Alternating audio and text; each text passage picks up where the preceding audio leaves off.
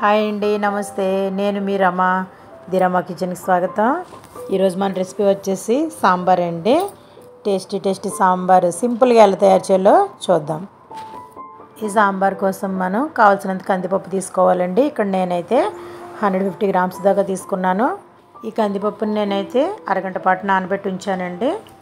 ఈ నానినటువంటి కందిపప్పులో కొద్దిగా పసుపు వేసుకోవాలండి. 4 చుక్కల ఆయిల్ కూడా వేసుకొని ప్రెషర్ కుక్కర్లో పెట్టుకొని 3 నుంచి 4 విజిల్స్ వస్తే పప్పు మెత్తబడిపోతుందండి. ఈ సాంబార్ కోసం నేను తీసుకున్నటువంటి వెజిటబుల్స్ అండి ఇవన్నీను. చిన్న సొరకాయ ముక్క తీసుకున్నాను, 4-5 మునక్కాడ ముక్కలు, 4 బెండకాయలు, 2 ఆనియన్స్, పెద్దది ఒక టమాటో, 2 మిర్చి, 1 క్యారెట్, వంకాయ ముక్కలు కోసి నీళ్ళలో వేసుకోవాలండి. ఈ వెజిటబుల్స్ అన్నిటిని మనం రెడీ చేసేలోపు మనకి పప్పు రెడీ అయిపోతుందండి. ప్రెషర్ పోయిన తర్వాత పప్పు బయటికి తీసి బాగా చల్లారనిచ్చి మెదిపి పక్కన పెట్టుకోవాలి. ఇది మిక్సీకి వేస్తే టేస్ట్ అంత బాగుండదు కాబట్టి పప్పు గుత్తితో మెదుపుకుంటే బాగుంటుంది. ఇప్పుడు సాంబార్ తయారీ విధానం చూద్దామండి.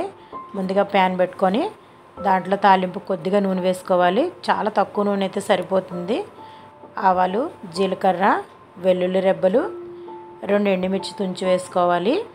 ఇవి బాగా ఫ్రై అవుతున్నప్పుడే కొంచెం కరివేపాకు కూడా వేసుకోవాలండి. ఈ కరివేపాకు వేసిన తర్వాత మనం ముందుగా కట్ చేసి పెట్టుకున్నాం కదా వెజిటబుల్స్ అన్నీ 1 బై 1 యాడ్ చేసుకోవాలి. క్యారెట్, ఆనియన్, మిర్చి, మునక్కాడలు, టమాటో, సొరకాయ ముక్కలు అన్నీ 1 బై 1 యాడ్ చేసుకోవాలండి. అన్ని వెజిటబుల్స్ వేసేసుకొని ఫ్రై చేసుకోవాలి. వంకాయ ముక్కలు ఒకటి నీళ్ళలో పక్కన పెట్టుకోవాలండి. ఎందుకంటే వంకాయ చాలా తొందరగా మెత్తబడిపోతుంది. అందుకని వంకాయ లాస్ట్లో వేసుకుందాం. ఈ వెజిటబుల్స్ అన్నీ వేసి సిమ్లో పెట్టుకొని 5 to 10 మినిట్స్ ఫ్రై చేసుకుంటే సరిపోతుంది. దాంట్లో లైట్గా పసుపు వేసుకొని సరిపడా సాల్ట్ వేసుకోవాలి. ఇప్పుడు వేసుకొని బాగా ముక్కలన్నిటిగా పట్టేలా కలుపుకోవాలి. కలుపుకొని కొంచెం ఫ్రై అవుతూ ఉండగా దీంట్లో వంకాయ ముక్కలు చివర్లో వేసుకుంటాం. మనం ముందుగా సిద్ధం చేసి పెట్టుకున్నటువంటి కందిపప్పు ఉంది కదా దాన్ని ఇందులో వేసేసుకోవాలి. కందిపప్పు అంతా వేసేసి ఒకసారి బాగా కలిపి పెట్టుకోవాలి. ఈ ముక్కలన్నీ ఇలా కలిపెట్టుకోవాలండి. ఇప్పుడు చింతపండు రసం వేసుకోవాలి. నేను పెద్ద నిమ్మకాయ సైజు చింతపండు తీసుకుని నానబెట్టి రసం వేసుకున్నాను. తర్వాత కొంచెంగా కారం యాడ్ చేసుకోవాలి. ఈ కారం మీకు ఆల్రెడీ నేను వీడియో పోస్ట్ చేశాను, అదే వాడతానండి నేను సాంబార్కి కూడాను. సాంబార్ పౌడర్ అనేది చాలా తక్కువ వేస్తాను, ఇంట్లో చేసిన కారం వేస్తాను. ఇది వేసిన తర్వాత ఒకసారి బాగా కలుపుకోవాలి, లేదంటే ఉండలు కట్టేస్తుంది. ఇది కలిపిన తర్వాత కొంచెంగా బెల్లం వేసుకుంటాం. బెల్లం ఇష్టం లేని వాళ్ళు అవాయిడ్ చేయొచ్చు, కానీ బెల్లం వేసుకుంటే కొద్దిగా ఎక్కువ కాదు, టేస్ట్ బాగుంటుంది.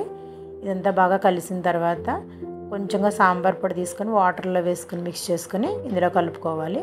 సాంబార్ పొడి చాలా తక్కువ వేస్తున్నానండి. సాంబార్ పౌడర్ అనేది మనకి అవైలబుల్గా ఉన్నది తీసుకుని వేసుకోవచ్చండి. ఇది శుభ్రంగా వాటర్లో కలిపి మిక్స్ చేసి వేసుకున్న తర్వాత కన్సిస్టెన్సీని బట్టి మనం వాటర్ అనేది అడ్జస్ట్ చేసుకోవచ్చు. కొంతమంది బాగా తిక్కుగా తీసుకుంటారు సాంబార్ అనేది, కొంచెం పలుచగా కావాలంటే వాటర్ ఎక్కువ వేసుకుంటాం. మరీ పలుచగా ఉన్నా కూడా అంత బాగుండదు, మీడియంగా ఉంటే బాగుంటుందండి.